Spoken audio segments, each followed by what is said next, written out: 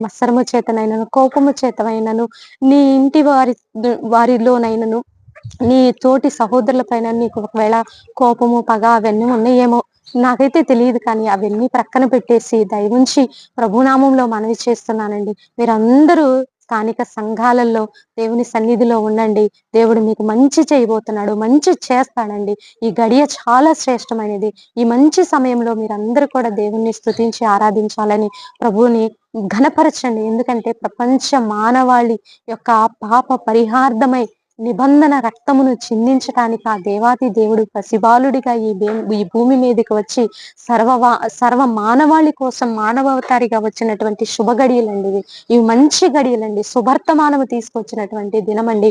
ఒక ఖైదీ మరి జైల్లో ఉన్నప్పుడు ఆ ఖైదీని విడిపించడానికి మరి ఎవరైనా ఒకళ్ళు ఆ యొక్క మరణ శిక్ష నుండి